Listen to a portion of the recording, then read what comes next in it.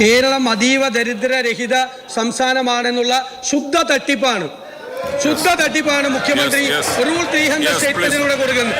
അതുകൊണ്ട് ഞങ്ങൾ അതിനോട് കൂട്ടുനിൽക്കാൻ ഞങ്ങളില്ല. കേരളപ്പിറവി ദിനത്തിൽ കേരളം കൈവരിച്ച ഒരു ചരിത്ര നേട്ടം അതിൽ അഭിമാനിക്കുന്നതിന് പകരം അത് സഹിക്കവയ്യാതെ ഇറങ്ങിപ്പോകുന്ന പ്രതിപക്ഷത്തെ ചരിത്രം എക്കാലത്തും വിലയിരുത്തും സർ. ചരിത്രം ഇവരെ കുറ്റക്കാരെന്ന് വിധിക്കും സർ.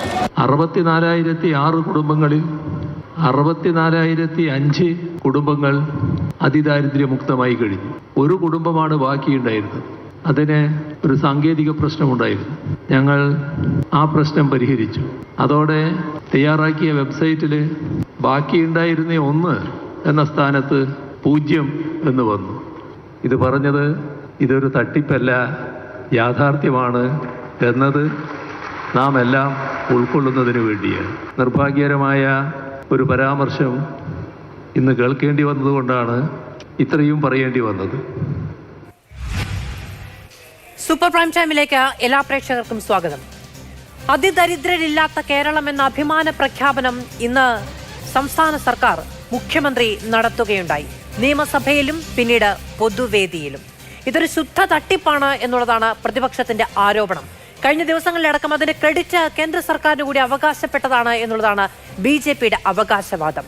64,006 കുടുംബങ്ങൾ അതിദരിദ്ര അവസ്ഥയിൽ നിന്ന് കരകയറിയെന്ന ഏറ്റവും അഭിമാനാർഹമായ ഒരു പ്രഖ്യാപനം ഒരു സർക്കാരിന്റെ ഭാഗത്ത് നിന്ന് കഴിഞ്ഞ 4 വർഷത്തെ ശ്രമഫലമായി നടത്തുക എന്ന് പറയുന്നത്, ഈ പറയുന്ന കണക്കുകളും ഈ പറയുന്ന അവകാശവാദവും ശരിയാണ് എങ്കിൽ 100% കേരളത്തിലെ ഓരോ മനുഷ്യർക്കും അവകാശപ്പെട്ട വലിയ വിജയം തന്നെയാണ്. മാത്രമല്ല അതൊരു തുടർ പ്രക്രിയയാണ് എന്ന് മന്ത്രി MB രാജേഷ് അടക്കം ഇന്നലെ സൂപ്പർ പ്രൈം ടൈമിൽ പങ്കെടുത്ത് ഉറപ്പു നൽകുകയും ചെയ്തിരിക്കുന്നു. അപ്പോൾ മാത്രമല്ല കഴിഞ്ഞ ദിവസങ്ങളിലൊക്കെ പറഞ്ഞ ഏറ്റവും പ്രധാനപ്പെട്ട കാര്യം 2021 ഇന്ത്യയിൽ ഏറ്റവും കൂടുതൽ ദരിദ്രരില്ലാത്ത സംസ്ഥാനം എന്ന 1ാം സ്ഥാനത്ത് നിൽക്കുമ്പോഴാണ് കൂടുതൽ ആ നില മെച്ചപ്പെടുത്താനുള്ള ശ്രമവുമായി കേരളം ഇറങ്ങി പുറപ്പെട്ടത്. അതുകൊണ്ട് തന്നെ ഒരാൾ പട്ടിണി കിടക്കുന്നുണ്ടോ, തലയ്ക്ക് മുകളിലൊരു മേൽക്കൂരയില്ലാതെ വഴിയിൽ കിടക്കുന്നുണ്ടോ, ചികിത്സയ്ക്ക് ആവശ്യമായ സഹായമില്ലാതെ വലയുന്നുണ്ടോ എന്ന് അന്വേഷിക്കാൻ ഒരു സംവിധാനം ഇറങ്ങിപ്പോകുന്നത് സ്വാഭാവികമായും ആ സമൂഹത്തിന്റെ ഭാഗമെന്ന നിലയ്ക്ക് നമുക്ക് എല്ലാവർക്കും അഭിമാനിക്കാൻ കഴിയുന്നതാണ്. പക്ഷേ ചോദ്യങ്ങൾ സ്വാഭാവികമായും ഉയരും. ഇതൊരു ജനാധിപത്യ സംവിധാനമാണ്. കേരളം രാഷ്ട്രീയമായി വലിയ ആകാംക്ഷയുള്ള പ്രതികരണശേഷിയുള്ള സമൂഹമെന്ന അവകാശവാദം ഉന്നയിക്കുന്നവരാണ് ഇന്ന് പ്രതിപക്ഷം. പക്ഷേ അത്തരത്തിലുള്ള ആരോപണങ്ങൾക്കപ്പുറത്ത് ഇതൊരു ശുദ്ധ തട്ടിപ്പാണ് എന്ന സ്റ്റേറ്റ്മെന്റ് തന്നെ നടത്തിയിരിക്കുകയും നിയമസഭ ബഹിഷ്കരിക്കുകയും ചെയ്ത ദിവസം കൂടിയാണ്. സൂപ്പർ പ്രൈം ടൈമിലേക്ക് എല്ലാ പ്രേക്ഷകർക്കും സ്വാഗതം. പട്ടിണിയിൽ പടയോ. നമ്മളോടൊപ്പം അതിഥികൾ അഡ്വക്കേറ്റ് അബിൻ വർക്കി കോൺഗ്രസിൽ നിന്ന്, ശ്രീ ജേക്സി തോമസ് CPM-ൽ നിന്ന്, അഡ്വക്കേറ്റ് B ഗോപാലകൃഷ്ണൻ BJP-യിൽ നിന്ന്. ശ്രീ ജേക്സി തോമസ്, എന്തുകൊണ്ടാണ് മുഖ്യമന്ത്രിക്ക് പ്രതിപക്ഷ നേതാവിന്റെയും പ്രതിപക്ഷത്തിന്റെയും വിമർശനങ്ങൾക്ക് ആ വേദിയിൽ തന്നെ മറുപടി പറഞ്ഞു പോകേണ്ടതുണ്ട് എന്ന് തോന്നിയത്?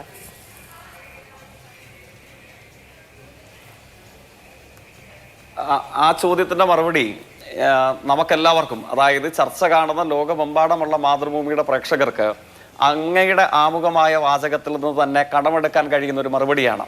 അതായത് ഏത് പരിമിതികളും പ്രതിസന്ധികളും നിലനിൽക്കുമ്പോഴും ഇങ്ങനെയൊരു സിസ്റ്റം ഈ നാട്ടിൽ നമ്മുടെ സാധാരണ കാഴ്ചകൾക്ക് അപ്പുറം നിൽക്കുന്ന അതിദരിദ്രരായിട്ടുള്ള നമ്മുടെ സ്വാഭാവിക കാഴ്ചകളിൽ കണക്കുകളിൽ ഇടം പിടിക്കാതെ പോയ മനുഷ്യരുണ്ടെങ്കിൽ അവരെ തിരക്കി ഇറങ്ങുന്നത് അഭിമാനാർഹമായ കാര്യമാണ് ലോകമെമ്പാടുമുള്ള മലയാളികളെ സംബന്ധിച്ചിടത്തോളം. അത് അങ്ങയുടെ പരിമിതമായി കാര്യങ്ങളെ സംബന്ധിച്ചുള്ള അങ്ങയുടെ ഒരു വിലയിരുത്തലാകാം, ഇരിക്കട്ടെ. ഞാനതിനെ സർവാത്മന സ്വാഗതം ചെയ്യുന്നു, സ്വീകരിക്കുന്നു. എന്താണ് പ്രത്യേകത? ലോകമെങ്ങുമുള്ള മനുഷ്യരുടെ മുമ്പിൽ മലയാളികളുടെ ആത്മാഭിമാനം ഒരിക്കൽ കൂടെ വാനോളം ഉയർന്നു പാറുന്ന ഒരു അന്തരീക്ഷമാണ്. ആ അന്തരീക്ഷത്തിൽ നിർബന്ധമായും മുഖ്യമന്ത്രി സൂചിപ്പിച്ചതുപോലെ ഇതൊരു കമ്മ്യൂണിസ്റ്റ് പാർട്ടി പരിപാടിയോ ഇതൊരു ഇടതുപക്ഷ ജനാധിപത്യ മുന്നണിയുടെ സംഘടനാ പരിപാടിയോ ഒന്നുമല്ല. ഇത് ലോകമെമ്പാടും ഈ കാര്യങ്ങൾക്കകത്ത് സംഭാവന ചെയ്തിട്ടുള്ള മുഴുവൻ മലയാളികളല്ലാതെ ഇപ്പോൾ നമ്മുടെ നാട്ടിൽ ഇതര സംസ്ഥാന തൊഴിലാളികളായി നമ്മുടെ നാടിന്റെ ഭാഗധേയമായവർ, അവരുടെ അധ്വാനം കൊണ്ട് കേരളത്തെ മുമ്പോട്ടേക്ക് നയിക്കുന്നവർ, അങ്ങനെ എണ്ണിയാൽ ഒടുങ്ങാത്ത വിധം കേരളത്തെ ഇന്നു കാണുന്ന കേരളമാക്കാൻ പരുവപ്പെട്ടിട്ടുള്ള മുഴുവരുടെയും ആത്മാഭിമാനം അന്തസ് വാനോളം ഉയർന്നു പാറുന്ന ഒരു സുദിനമാണ്, ചരിത്രപ്രധാനമായ ഒരു ഏടാണ് 2025 കേരളപ്പിറവി അഥവാ നവംബർ മാസം 1. അത്തരമൊരു പരിപാടിയോട് രാഷ്ട്രീയത്തിന്റെ സങ്കുചിതത്വങ്ങൾക്ക് അതീതമായി ലോകമെങ്ങുമുള്ള മലയാളികളുടെ സന്തോഷത്തിന്റെയും ആത്മാഭിമാനത്തിന്റെയും പ്രതീകമായി മാറുന്ന ഒരു ദിനം, ആ ചരിത്ര ദിനത്തോടുള്ള പ്രതികരണമാണ് അർത്ഥശങ്കകൾക്കിടയില്ലാത്ത വണ്ണം മുഖ്യമന്ത്രിയെ മറുപടി പറയാൻ പ്രേരിപ്പിച്ചത്. അത് പരിമിതികളോടുകൂടെ മാത്രമാണ് മുഖ്യമന്ത്രി നിർവഹിച്ചത് എന്നുള്ളതാണ് എൻ്റെ വിനീതമായ അഭിപ്രായം. അദ്ദേഹം ഇന്ന് ആ ചടങ്ങിന്റെ വലിപ്പത്തെ, അതിൻ്റെ വിശാലവും വിപുലവുമായിട്ടുള്ള ആ ചടങ്ങ് സൃഷ്ടിക്കാൻ പര്യാപ്തമായിട്ടുള്ള ചരിത്ര പ്രാധാന്യത്തെ ഒക്കെ ഉൾക്കൊണ്ടുകൊണ്ടാണ് മറ്റു വിശദാംശങ്ങളിലേക്കൊന്നും കിടക്കാതെ ചുരുങ്ങിയ വാചകങ്ങളിൽ ഇതൊരു തട്ടിപ്പാണ് എന്ന കേരളീയ വിരുദ്ധ മനോഭാവം, ഒരു ദുഷ്ടചിന്ത പുലർത്താൻ സാധ്യതയുണ്ട് എന്ന് മാത്രം കരുതുന്ന ആളുകൾക്ക് പറയാൻ കഴിയുന്ന പ്രതികരണങ്ങൾ, ആ പ്രതികരണങ്ങളോട് അദ്ദേഹം മറുപടി നടത്തിയത്. നിങ്ങൾ നോക്ക്, ഇന്ത്യയുടെ ഭൂപടത്തിൽ എത്രയോ തവണ, അത് മാനവിക വികാസ സൂചികകൾ മാത്രമല്ല, ഉയർന്ന ആയുർദൈർഘ്യത്തിൽ, സാർവത്രിക വിദ്യാഭ്യാസത്തിൽ, ഏറ്റവും കരുത്തുറ്റ പൊതുജനാരോഗ്യ രംഗത്ത്, ഏറ്റവും ഉയർന്ന സുസ്ഥിര വികസന രംഗത്ത്, ഏറ്റവും ഉയർന്ന കൂലിയിൽ, ശിശുമരണ നിരക്കിന്റെ ഏറ്റവും കുറഞ്ഞ അനുഭവങ്ങളിൽ, ഉന്നത വിദ്യാഭ്യാസമുള്ള പെൺകുട്ടികൾ ഏറ്റവും കൂടുതലുള്ള ഇന്ത്യൻ സംസ്ഥാനം, ഇങ്ങനെ എണ്ണിയാലൊടുങ്ങാത്ത മാനവിക വികാസ സൂചികകൾ നമ്മൾ പല കാലങ്ങളിൽ ഇന്ത്യ അത്ഭുതപ്പെടുത്തിയിട്ടുള്ളതാണ്. ആങ്കർ ശ്രദ്ധിച്ചിട്ടുണ്ടാകുമോ? അല്പ ആഴ്ചകൾക്ക് പുറകിൽ നമ്മുടെ നാട്ടിലെ ഒരു പ്രധാനപ്പെട്ട ദേശീയ മാധ്യമമായിട്ടുള്ള ഇന്ത്യൻ എക്സ്പ്രസിന് IIM-ന്റെ ഡയറക്ടർ, കോഴിക്കോട് IIM നമുക്കറിയാം ഒരു രാഷ്ട്രീയ പാർട്ടിയുടെ പ്രസ്ഥാനമല്ല, ഇന്ത്യയിലെ ഏറ്റവും മിടുക്കന്മാരും മിടുക്കികളുമായിട്ടുള്ള ആൺകുട്ടികളും പെൺകുട്ടികളും ട്രാൻസ്ജെൻഡറുകളും ഒക്കെ പഠിക്കാൻ സാധ്യതയുള്ള സ്ഥാപനമാണ്. IIM-ന്റെ ഡയറക്ടറായിട്ടുള്ള മലയാളിയല്ലാത്ത ദുബാഷിഷ് ചാറ്റർജി, പേര് കേൾക്കുമ്പോൾ പറയാം അദ്ദേഹം കൊൽക്കത്ത സ്വദേശിയാണ്. രാഷ്ട്രീയമായി ഇടതുപക്ഷത്തോട് പ്രത്യേകിച്ച് ഒരു താല്പര്യവുമില്ലാത്ത ആളുമാണ്. ഞാൻ മനസ്സിലാക്കുന്നത് അദ്ദേഹം വിഭിന്ന ചേരിയിലായിരിക്കാനാണ് സാധ്യത. അദ്ദേഹത്തിന്റെ ഒരു പ്രതികരണം എക്സ്പ്രസിൽ ലീഡായി അച്ചടിച്ചു വന്നു. ആ പ്രതികരണം എന്താണെന്ന് അറിയുമോ? Don't try to confuse me, the educational system of Kerala shall be compared with the Northern Europe എന്നുള്ളതാണ്. ആ പ്രതികരണം കേൾക്കുമ്പോൾ ഇതൊരു CPM-കാരന് മാത്രം അഭിമാനം തോന്നേണ്ട കാര്യമാണോ? ഇത് കേരളത്തിൽ ഇടതുപക്ഷമെന്നോ ഇടതുപക്ഷ വിരുദ്ധരെന്നോ വ്യത്യാസമില്ലാതെ ലോകമെങ്ങുമുള്ള മലയാളികൾ, മലയാളിയുടെ വളർച്ചയിൽ അധ്വാനം കൊണ്ട് പങ്കാളിയായിട്ടുള്ളവർ, അവർക്കെല്ലാവർക്കും അതിരറ്റ ആഹ്ലാദം, സന്തോഷം, അഭിമാനം. കാരണം എന്താണ്? ഇന്ത്യൻ സാഹചര്യത്തിൽ ഇതേ പത്രത്തിൽ അല്പമാസങ്ങൾക്ക് മുമ്പ് വന്നൊരു വാർത്തയുണ്ട്. അത് രാം കേവൽ എന്ന് പറയുന്ന 10ാം ക്ലാസ് വിദ്യാർത്ഥി 2025 പരീക്ഷ പാസ്സായതാണ്. നമുക്ക് അത്ഭുതം തോന്നും, അതിലെന്താണ് ഇത്ര പുതുമ? അങ്ങനെ ഉണ്ടെങ്കിൽ എന്റെയും ആങ്കറുടെയും കോൺഗ്രസ് പ്രതിനിധിയുടെയും ആദരണീയനായ BJP പ്രതിനിധിയുടെയും ഒക്കെ നാട്ടിൽ ആയിരക്കണക്കിന് ദേശീയ വാർത്തകളുണ്ട് 10ാം ക്ലാസ് പാസ്സാകുന്നത് ദേശീയ വാർത്തയാകാനാണെങ്കിൽ. അപ്പോൾ എന്താണ് പ്രത്യേകത? ആ ഭാഗം പറഞ്ഞ് നിർത്തുവാണ് കേട്ടോ. നിസാംപൂർ എന്ന് പറയുന്ന UP-ലെ ഗ്രാമത്തിൽ നിന്ന് 78 വർഷമുള്ള ഇന്ത്യൻ ചരിത്രത്തിൽ ആദ്യമായിട്ടാണ് ഒരു കുട്ടി 10ാം ക്ലാസ് പാസ്സാകുന്നത്. അതായത് ഇതാണ് ഇന്ത്യൻ വിദ്യാഭ്യാസ രംഗത്തിന്റെ ആകാശം. ഇന്ത്യയുടെ ആകാശം ഇതാണ്. 55% ദാരിദ്ര്യമുള്ള ബീഹാർ 78 വർഷമെടുത്ത ഒരു ഗ്രാമത്തിൽ നിന്ന് 10ാം ക്ലാസ് പരീക്ഷ പാസ്സാകുന്നത് ദേശീയ വാർത്തയാകേണ്ട വന്ന ഇന്ത്യൻ ദേശീയ മാധ്യമം. ആ ആകാശത്തിന് കീഴിലാണ് മലയാള സാഹിത്യകാരനായ ചെറുകാടിന്റെ വാക്ക് കടമെടുത്താൽ എന്റെ മുരിങ്ങാമര ചോട്ടിലിരുന്ന് ഞാൻ നക്ഷത്രങ്ങളെ കാണുമെന്ന് അദ്ദേഹം പറഞ്ഞത് വെച്ചാൽ 78 വർഷം കൊണ്ട് 10ാം ക്ലാസ് പരീക്ഷ പാസ്സാകേണ്ട വന്ന ഇന്ത്യൻ ആകാശത്തിന് കീഴിൽ നമ്മുടെ വിദ്യാഭ്യാസ രംഗത്തെ നോക്കി IIM ഡയറക്ടർ പറയുന്നു this shall be compared with northern Europe. ദാരിദ്ര്യത്തിന്റെ അളവുകൾ പരിശോധിക്കുമ്പോൾ 55 പേർ, 100-ൽ 55 പേരും പട്ടിണിയും ദാരിദ്ര്യവും കിടക്കുന്ന ബീഹാറിൽ നിന്ന് യൂണിയൻ ഗവൺമെന്റിന്റെ ഏജൻസിയായ അങ്ങ് സൂചിപ്പിച്ച നീതി ആയോഗ് 2021 പറയുന്നു 0.55, 1-ൽ താഴെ മാത്രം ദാരിദ്ര്യമുള്ള ഇന്ത്യയിലെ ഒരേ ഒരു സംസ്ഥാനം കേരളം. നമ്മുടെ വീടിന്റെ ഇറയത്തിരുന്നു കൊണ്ട് നമ്മൾ ലോകത്തിലേക്ക് നോക്ക്. ഈ ഇന്ത്യൻ ആകാശത്തിന് കീഴിൽ കേരളത്തിന് മാത്രം ഈ മഹാത്ഭുതങ്ങളെ, മനുഷ്യന്റെ അഭിമാനവും അന്തസ്സും വാനോളം ഉയർന്നു പാറുന്ന ലോകത്തിലെ ഏറ്റവും സമുന്നത ദേശരാഷ്ട്രങ്ങളോട് കിടപിടിക്കാൻ കഴിയുന്ന ഈ മുന്നേറ്റത്തെ കുറിച്ച് പറയുമ്പോൾ, അത് നേടിയെടുത്ത അസുലഭ സന്ദർഭങ്ങളെ കുറിച്ച് നമ്മൾ ചർച്ച ചെയ്യുമ്പോൾ നമുക്കൊക്കെ സന്തോഷം തോന്നണ്ടേ? നമുക്കൊക്കെ അതിൽ ഹൃദയം പകുത്തു നൽകുമാറ് സ്നേഹവായ്പോടുകൂടെ അതിനെ സ്വീകരിക്കാൻ കഴിയണ്ടേ?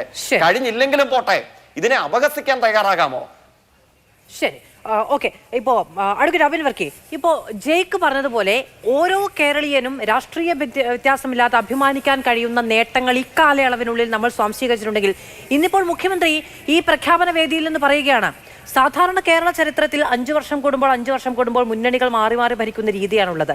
അപ്പോൾ വികസനത്തിന്റെ കാര്യത്തിൽ ആദ്യത്തെ ഒരു 5 വർഷം കുതിപ്പുണ്ടാകും, രണ്ടാമത് പിന്നീട് അത് തീരെ താഴേക്ക് പോകുന്ന സാഹചര്യമുണ്ട്. അതായത് ഇത്രയും കാലം സ്വാംശീകരിച്ച ഈ വികസന നേട്ടത്തിൽ ഇടതുപക്ഷ ജനാധിപത്യ മുന്നണിക്ക് മാത്രം അഭിമാനിക്കാൻ കഴിയുന്ന ഒരു സവിശേഷമായ രാഷ്ട്രീയ സാഹചര്യമുണ്ട് എന്ന് പ്രതിപക്ഷത്തെ വിമർശിക്കുന്നുണ്ട്. മറ്റൊന്ന്, ഇന്ന് നിയമസഭ ബഹിഷ്കരിച്ച് പ്രതിപക്ഷം ഇറങ്ങുമ്പോൾ മന്ത്രി MP രാജേഷ് പറഞ്ഞത് ചരിത്രം നിങ്ങളെ കുറ്റക്കാരെന്ന് വിധിക്കും എന്നാണ്.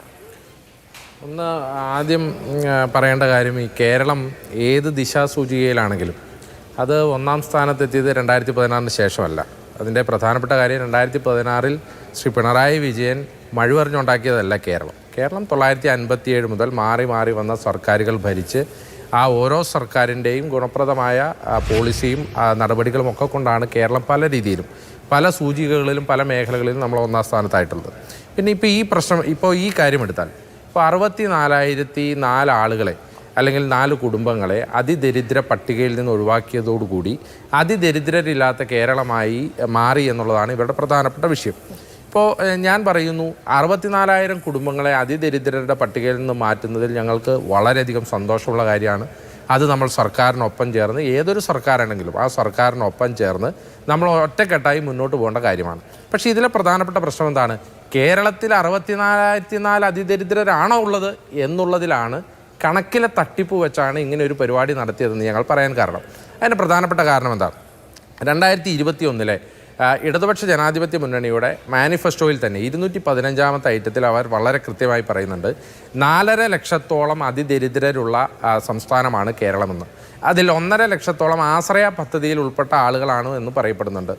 2, ഈ കഴിഞ്ഞ സെപ്റ്റംബർ മാസത്തിൽ ശ്രീ GR അനിൽ മഞ്ഞ കാർഡുള്ളവർ, അതായത് അതിദരിദ്രരായിട്ടുള്ളവർക്ക് നമ്മൾ കേന്ദ്ര സർക്കാർ കൊടുക്കുന്ന ഭക്ഷ്യ സബ്സിഡി അല്ലെങ്കിൽ ഭക്ഷ്യധാന്യങ്ങൾ കൊടുക്കുന്ന മഞ്ഞ കാർഡുള്ള എത്രയധികം ആളുകളുണ്ട്, അത് 5,90,000 ഉണ്ട് എന്ന് ഇതേ സർക്കാരിൻ്റെ തന്നെ റിപ്പോർട്ട് പറയുന്നുണ്ട്. അതുമാത്രമല്ല, അതിദരിദ്രരുടെ പട്ടിക ഉണ്ടാക്കുന്നത് എങ്ങനെയാണ്, ഇവരുടെ മാനദണ്ഡം എങ്ങനെയാണ്? 1 സുരക്ഷിതമായ പാർപ്പിടമാണ്, 2 ഭക്ഷണമാണ്, 3 വിദ്യാഭ്യാസമാണ്, 4 ആരോഗ്യമാണ്. ഈ 4 സൂചികകൾ വെച്ചാണ് ഈ പട്ടിക ഉണ്ടാക്കിയത് എന്നാണ് സർക്കാർ പറയുന്നത്. അങ്ങനെയാണെങ്കിൽ ഈ കഴിഞ്ഞ സെപ്റ്റംബർ മാസത്തിൽ തന്നെ ഇപ്പോൾ ഇന്ന് പ്രസംഗിച്ച ശ്രീ MP രാജേഷ് തന്നെ ഈ നിയമസഭയിൽ പറഞ്ഞ ഒരു കാര്യമുണ്ട്. എന്താണ്? ഇപ്പോൾ ലൈഫ് മിഷനിൽ നമ്മൾ 5.5 ലക്ഷത്തോളം ആപ്ലിക്കൻസ് ഉണ്ട്. ആ 5.5 ലക്ഷത്തോളം ആപ്ലിക്കൻസിൽ 4.25 ലക്ഷത്തോളം ആളുകൾക്ക് വീട് വെച്ച് പൂർത്തീകരിച്ചു കൊടുക്കാൻ സാധിച്ചിട്ടുള്ളൂ. 2 മാസം മുമ്പുള്ള ശ്രീ MP രാജേഷിൻ്റെ കണക്കാണ്. എന്തു പറഞ്ഞാൽ 1.5 ലക്ഷത്തോളം ആളുകൾക്ക് ഇപ്പോഴും വീടുകൾ ലൈഫ് മിഷൻ വെച്ച് ഒരു അടച്ചുറപ്പുള്ള വീടുകളില്ല എന്ന് അദ്ദേഹം തന്നെ സാക്ഷ്യപ്പെടുത്തുകയാണ്. ഇപ്പോൾ ഈ 3 സൂചികകൾ ഞങ്ങൾ പറഞ്ഞതല്ല, ഈ സർക്കാരിൻ്റെ തന്നെ 2 മന്ത്രിമാർ പറഞ്ഞ 3 കോൺട്രാഡിക്ടറി ആയിട്ടുള്ള സൂചികകളുള്ള കണക്കുകളുള്ളപ്പോൾ എങ്ങനെയാണ് 64,004 അതിദരിദ്രർ മാത്രമുള്ള സംസ്ഥാനമാണ് കേരളം എന്നിവർക്ക് പറയാൻ സാധിക്കുന്നത്?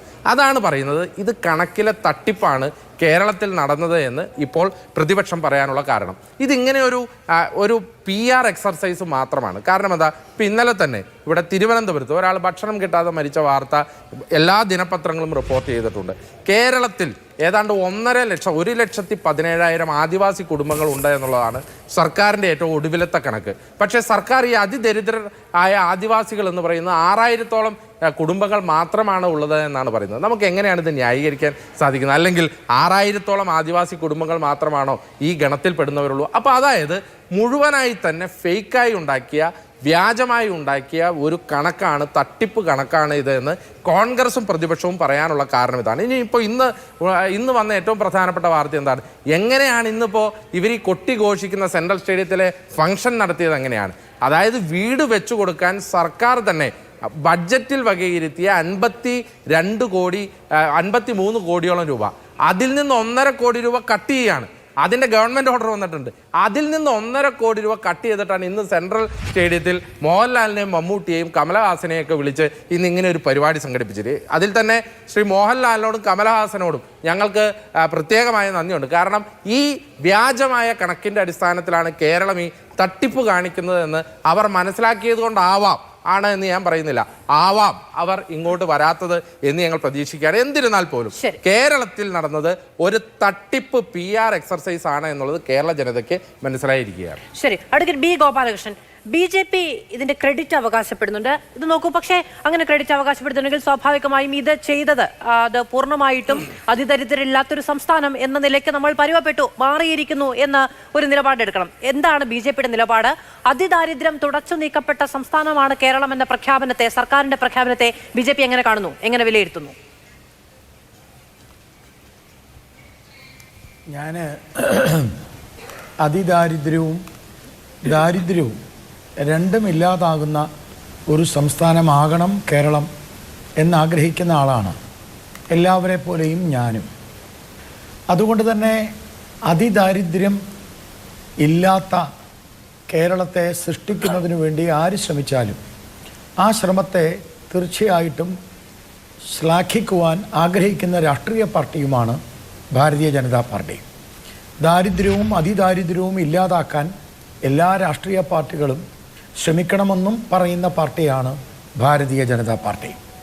പക്ഷേ കേരളത്തിലെ ഇന്നത്തെ ഈ അവസ്ഥയിൽ, ഇന്നത്തെ ഈ കേരളപ്പിറവി ദിനത്തിൽ എൻ്റെ മുമ്പിൽ വരുന്നത് അതിദാരിദ്ര്യം ഇല്ലാതാക്കിയതിൻ്റെ സന്തോഷം പ്രകടിപ്പിച്ച മമ്മൂട്ടിയുടെ മുഖമല്ല, മറിച്ച് ഇന്നലെ മാതൃഭൂമി പത്രത്തിൽ ഞാൻ വായിച്ച ഒരമ്മയുടെ മാറത്ത് ആരോരും അറിയാതെ, അമ്മയും അച്ഛനും അറിയാതെ രോഗിയെ ചികിത്സിക്കുവാൻ, ആ കുഞ്ഞിനെ ചികിത്സിക്കുവാൻ ആശുപത്രിയില്ലാതെ, ആ കുഞ്ഞിനെ ചികിത്സിക്കുവാൻ ആശുപത്രിയിലേക്ക് പോകുവാനുള്ള സൗകര്യങ്ങളില്ലാതെ, ഒരു ആംബുലൻസ് ഇല്ലാതെ, വഴിയില്ലാതെ ഒരു കുഞ്ഞിനെ മാറോട് ചേർത്ത് 24 മണിക്കൂറിന് ശേഷം ആശുപത്രിയിലെത്തിയപ്പോൾ ആ കുട്ടി എത്രയോ നേരം മുമ്പ് മരിച്ചിരുന്നു എന്ന് ഞെട്ടലോടുകൂടി പറയേണ്ടി വന്ന ഒരു പിഞ്ചു കുഞ്ഞിൻ്റെ മുഖമാണ് ഇന്നത്തെ കേരളപ്പിറവിയിൽ അതിദാരിദ്ര്യം ഇല്ലാതാക്കി എന്ന്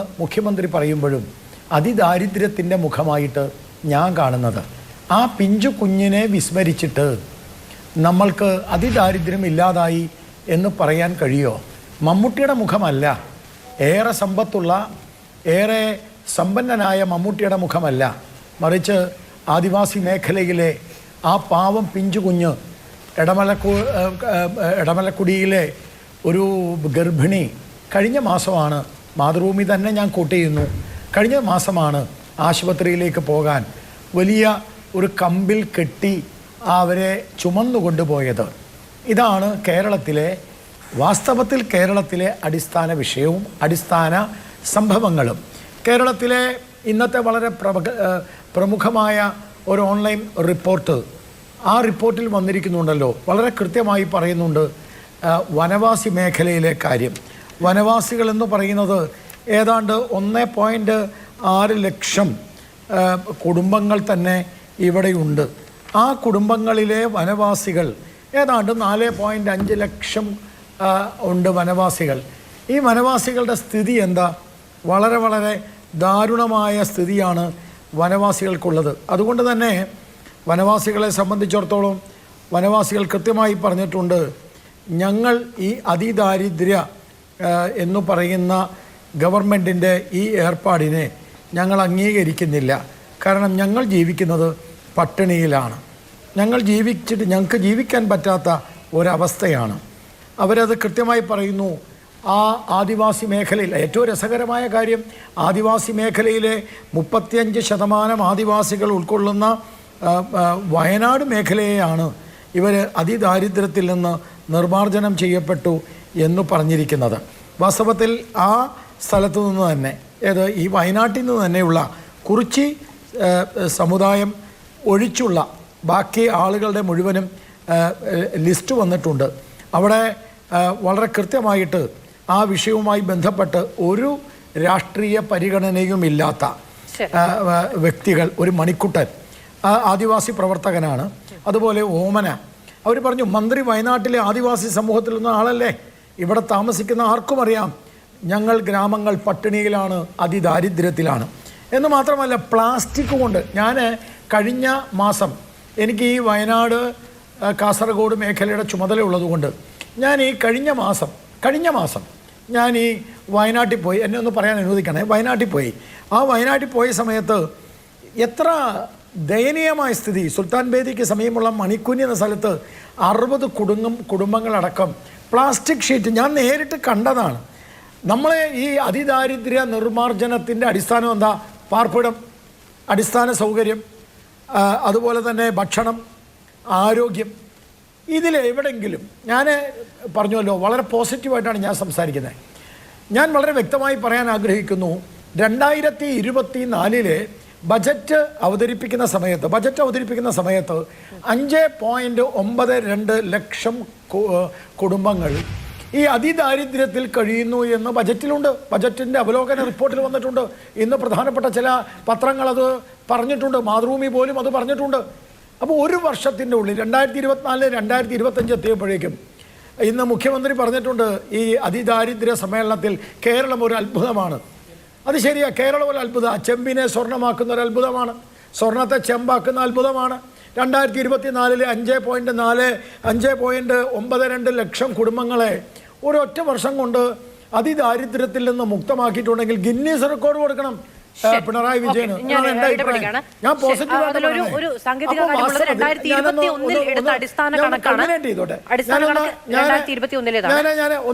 പോയിന്റ് അതൊന്ന് ഫിനിഷ് ചെയ്തോട്ടെ. അതെ, 2011 സെൻസസ് പ്രകാരമാണ് ഈ 1.86 ലക്ഷം വനവാസി കുടുംബങ്ങളിൽ താമസിക്കുന്ന 4.85 ലക്ഷം വനവാസികളുള്ളത് 2011 സെൻസസ് പ്രകാരമാണ്. അതുപോലെ തന്നെയാണ് ഞാൻ നേരത്തെ പറഞ്ഞ കാര്യവും 2013 അതേപോലെ 2024 ബജറ്റിലും അത് റിപ്പോർട്ട് ചെയ്തിട്ടുണ്ട് എന്നാണ് ഇന്നത്തെ പ്രമുഖമായ ഒരു പത്രം റിപ്പോർട്ട് ചെയ്തിട്ടുള്ളത്. അപ്പോൾ ഒരൊറ്റ വർഷം കൊണ്ട് ഇത്ര ലക്ഷം ആളുകളെ മാറ്റിയോ? അപ്പോൾ അടിസ്ഥാനപരമായിട്ട് എനിക്ക് ചോദിക്കാനുള്ളത്, ഇന്നത്തെ മാതൃഭൂമി ഓൺലൈനിൽ ചില ഇവിടുത്തെ പ്രധാനപ്പെട്ട പ്രമുഖർ ചോദിച്ചിട്ടുണ്ട്, സാമ്പത്തിക വിദഗ്ധർ ചോദിച്ചിട്ടുണ്ട്. ആ ചോദ്യം തന്നെയാണ് എനിക്കും ചോദിക്കാനുള്ളത്. ഇവരെന്തിനെ ബേസ് ചെയ്തുകൊണ്ടാണ്, ഏത് പഠനത്തെ ബേസ് ചെയ്തുകൊണ്ടാണ്, എന്തുകൊണ്ടാണ് ആ പഠന റിപ്പോർട്ട് വെളിയിൽ വരാത്തത്, എന്താണ് ഇതിൻ്റെ മാനദണ്ഡങ്ങൾ? അപ്പം വാസ്തവത്തിൽ ഞാൻ വളരെ കൃത്യമായി സൂചിപ്പിക്കാൻ ആഗ്രഹിക്കുന്നു. ഒരു കാര്യം ഞാൻ വളരെ കൃത്യമായി പറയാൻ ആഗ്രഹിക്കുന്നു. ഈ കേരളത്തിലെ പട്ടിണി പാവങ്ങൾ കേരളത്തിൽ ഉണ്ടാവാതിരിക്കാൻ നരേന്ദ്രമോദി സർക്കാർ കൊടുക്കുന്ന അന്ത്യോദയ അന്നപൂർണ പദ്ധതി പ്രകാരം ലക്ഷക്കണക്കിന് കുടുംബങ്ങൾക്ക് മഞ്ഞ കാർഡ്, ഇത് വളരെ ഇമ്പോർട്ടൻ്റ് ആണ് ഞാൻ ഈ പറയുന്ന കാര്യം. അതുകൊണ്ട് മാധു ഇത് ശ്രദ്ധിക്കണം. നാളത്തെ ചർച്ചയിൽ വരാൻ പോകുന്ന കാര്യം ഞാൻ ഇന്ന് സൂചിപ്പിക്കുകയാണ്.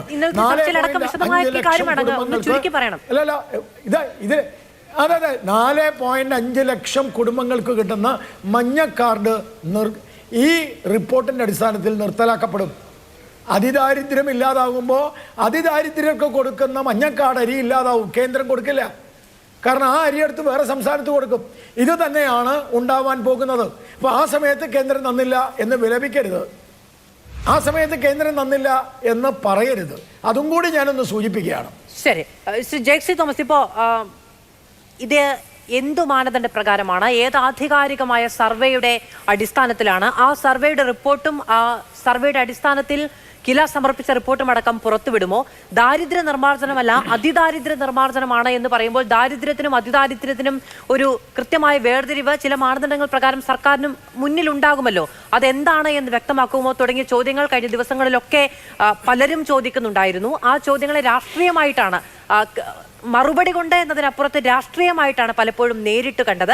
ഇപ്പോൾ കേന്ദ്ര സർക്കാരിനെ നയിക്കുന്ന രാഷ്ട്രീയ പാർട്ടിയുടെ പ്രതിനിധി തന്നെ പറയുകയാണ്, അതിദരിദ്രരില്ലാത്ത സംസ്ഥാനം എന്ന പ്രഖ്യാപനം ഉണ്ടായാൽ സ്വാഭാവികമായും ഈ അന്ത്യോദയ അന്നയോജന അടക്കമുള്ള പദ്ധതികളുടെ കീഴിൽ കേരളത്തിൽ സൗജന്യ അരി അടക്കം നേടുന്ന ആളുകൾക്ക് ആ സൗജന്യം അല്ലെങ്കിൽ ആ ഒരു അവകാശം, സൗജന്യം എന്ന് പറയാൻ പറ്റുമോ എന്ന് എനിക്കറിയില്ല, അത് നിഷേധിക്കപ്പെടും എന്നുള്ളതാണ് ആരോപണമായി ഉന്നയിക്കപ്പെടുന്നത്. ആ ചോദ്യം കോൺഗ്രസ് ചോദിച്ചിട്ടുണ്ട്, ആ ചോദ്യം പലരും ചോദിച്ചിട്ടുണ്ട്.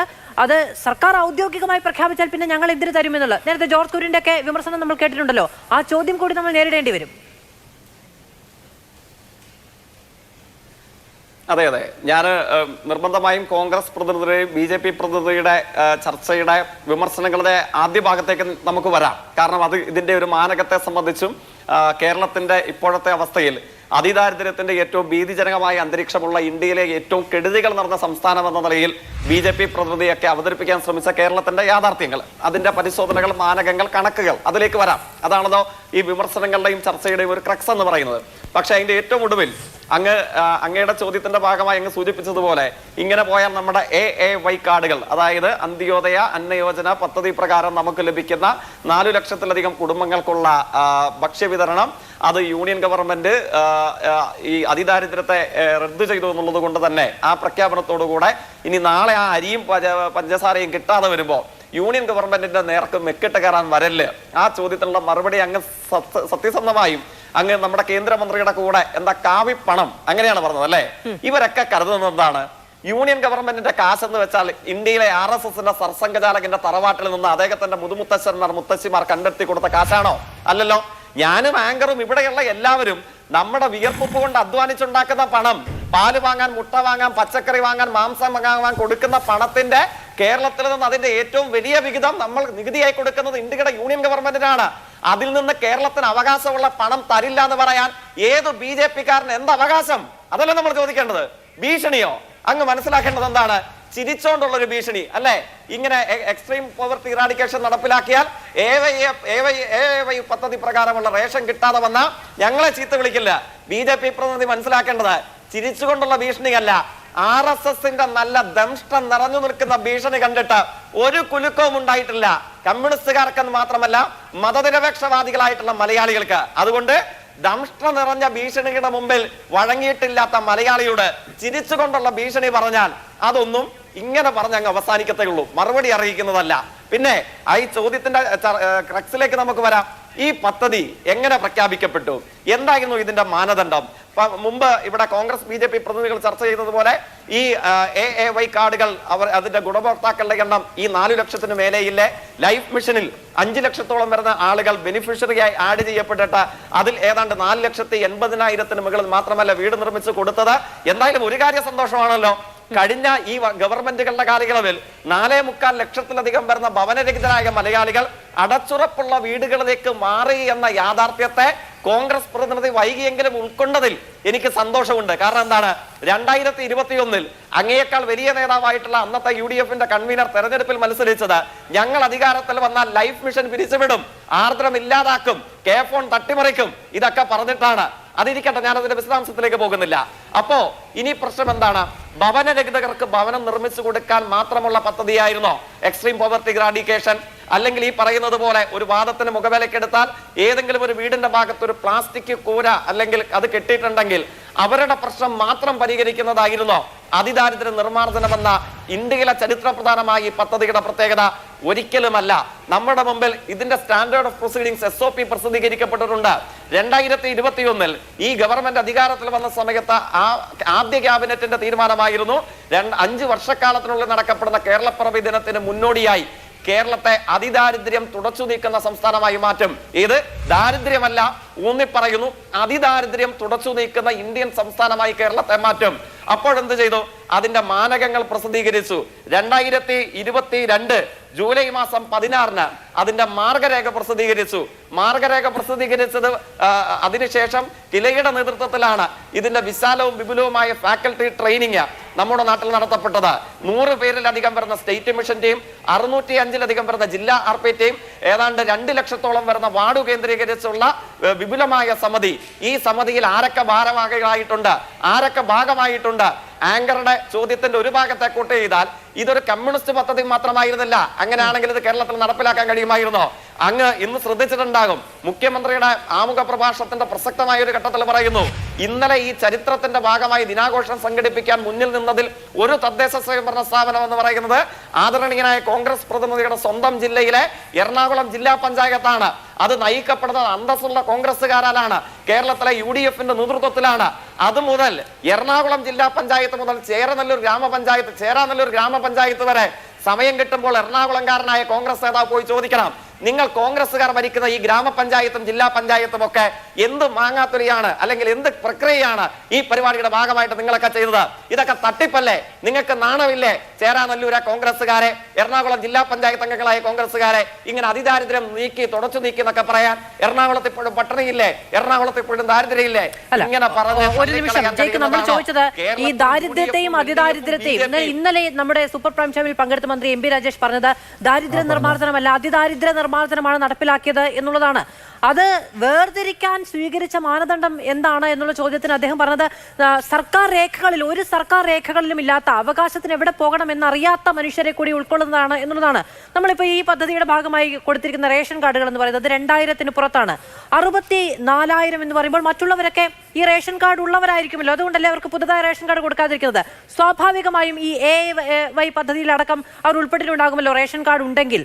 അപ്പോൾ എല്ലാവരും അങ്ങനെയല്ല, അല്ലാത്തവരെയും അതിദാരിദ്ര്യത്തിന്റെ പട്ടികയിൽ പെടുത്തിയിട്ടുണ്ട്. അതാണ് ചോദിക്കുന്നത്, മാനദണ്ഡം എന്താണ് എന്നുള്ളത്.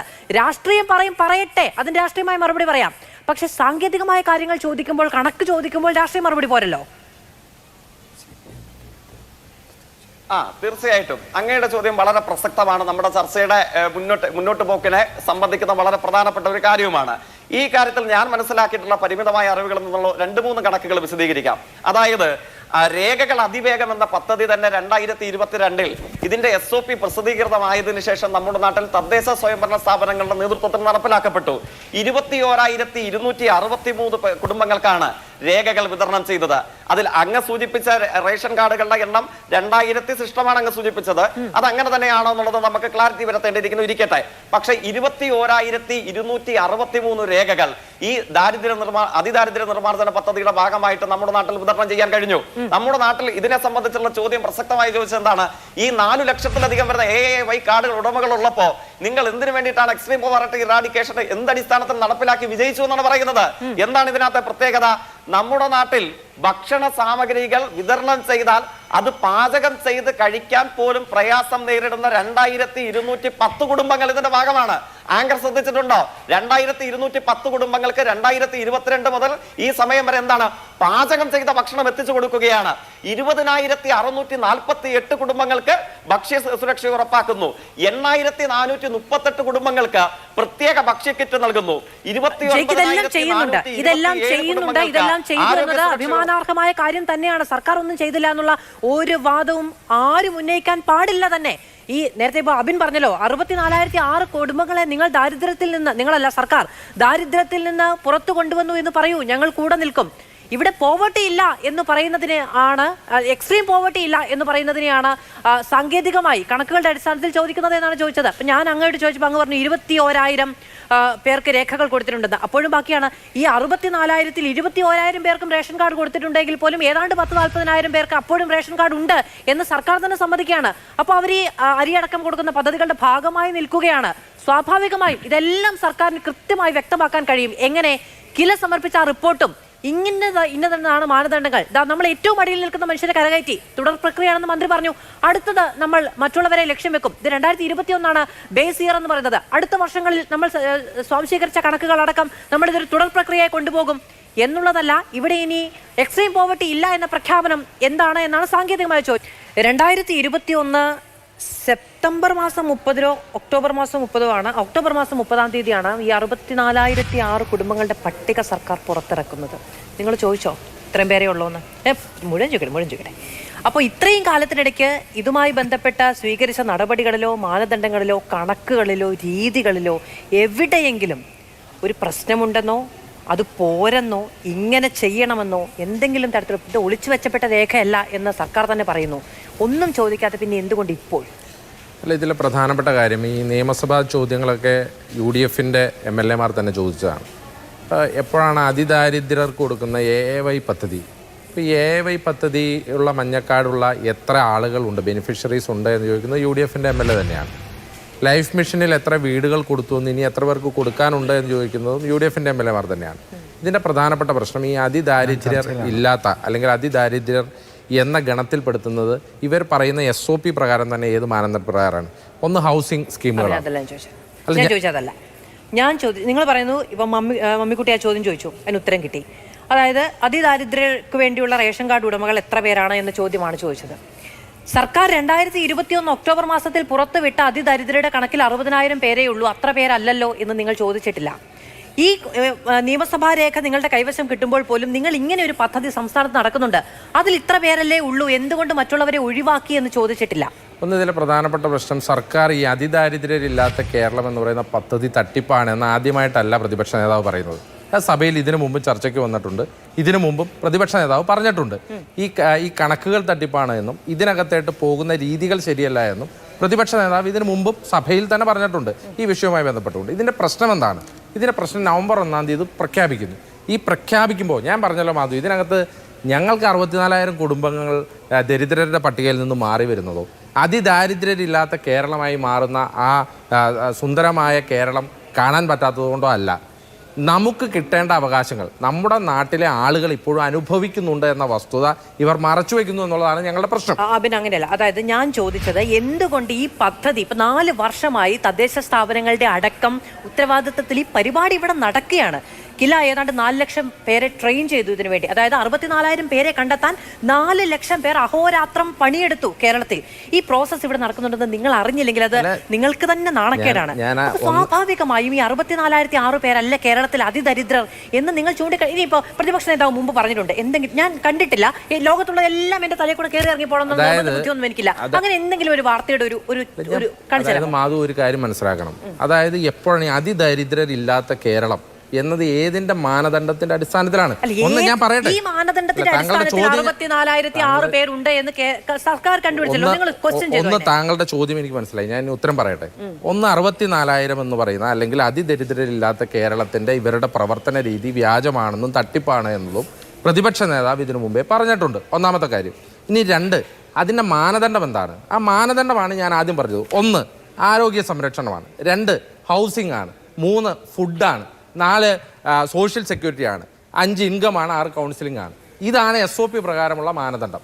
ഈ മാനദണ്ഡത്തിൽ ഇവർ കൊടുക്കുന്ന സപ്പോർട്ടിംഗ് സ്കീമുകളാണുള്ളത്. ഇപ്പം എങ്ങനെയാണ് അതിദരിദ്ര, ഇപ്പോൾ ഇവരുടെ പദ്ധതി പ്രകാരം എങ്ങനെയാണ് അതിദരിദ്രരില്ലാത്ത കേരളം ഉണ്ടാക്കുന്നത്? അതാണല്ലോ. ഇപ്പം ഹൗസിംഗിൽ ലൈഫ് പദ്ധതി വഴി വീടുകൾ വെച്ചു കൊടുക്കുമെന്നാണ് സർക്കാർ പറയുന്നത്.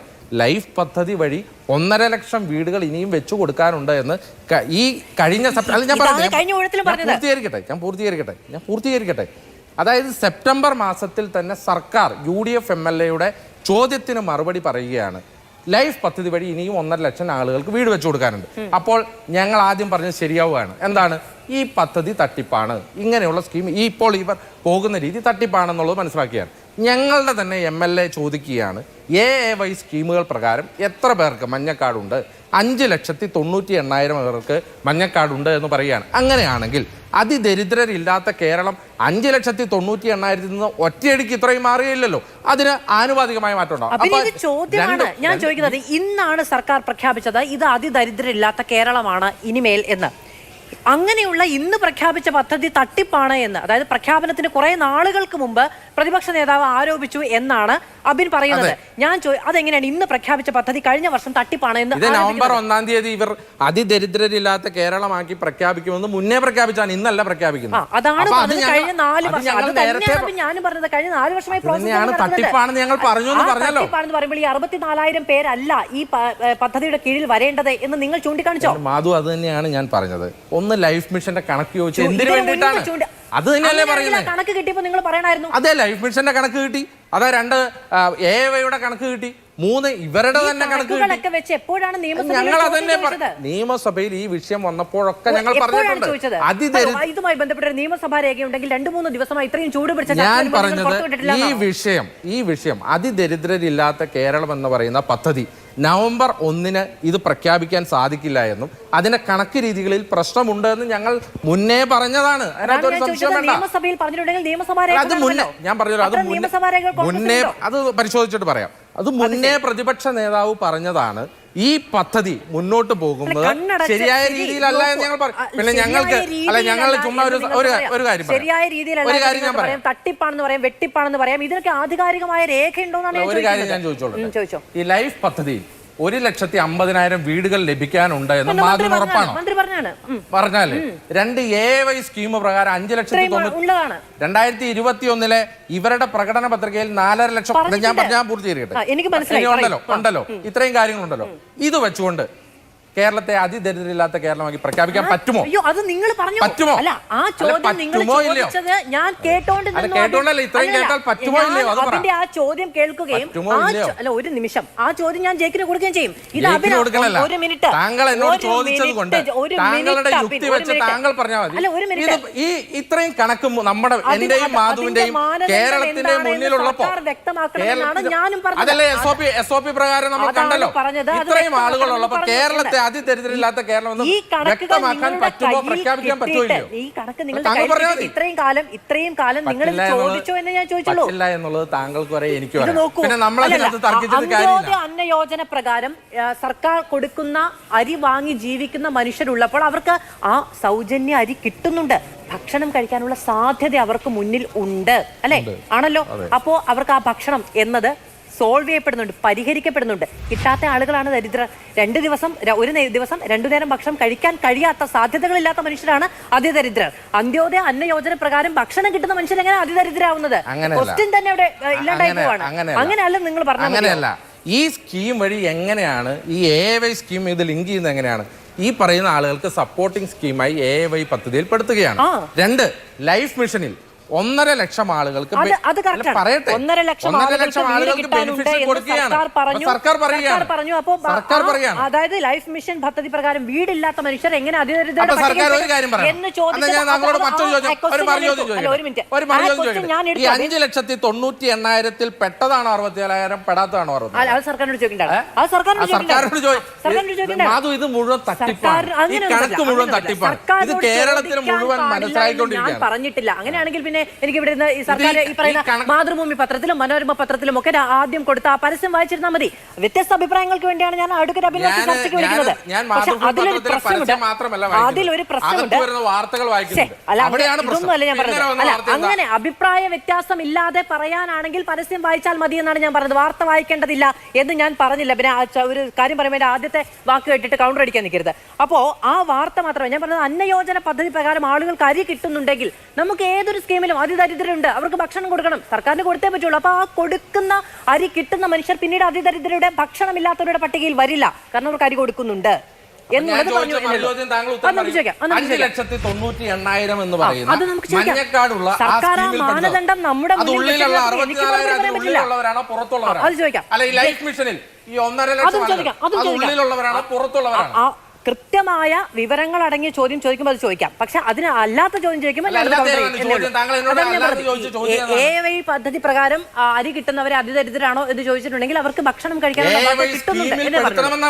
ശരി, ശ്രീ ജേക്സി തോമസ്, 2 കാര്യങ്ങളാണ് അഡ്വക്കേറ്റ് അബിൻ വർക്കി പറഞ്ഞതിൽ എനിക്ക് അങ്ങയോട് ചോദിക്കാനുള്ളത്. അത് 1.5 ലക്ഷം ആളുകൾക്ക് വീട് കിട്ടാനുണ്ട് ലൈഫ് പദ്ധതി പ്രകാരം അപേക്ഷ നൽകിയവരിൽ ഇനിയും എന്ന് സർക്കാർ പറയുമ്പോൾ, ആ ഭവന പദ്ധതി ഇതുവരെ കിട്ടാത്ത, വീടില്ലാത്ത മനുഷ്യർ ഈ 64,000-ൽ പെടുന്നവരാണോ? അങ്ങനെയാണെങ്കിൽ അവരിപ്പോഴും അതിദരിദ്രരായി നിൽക്കുകയാണ്. കാരണം ഈ 64,000 പേർക്ക് വീട് കൊടുത്തു, ഷെൽട്ടർ കൊടുത്തു എന്നാണ് സർക്കാർ പറയുന്നത്.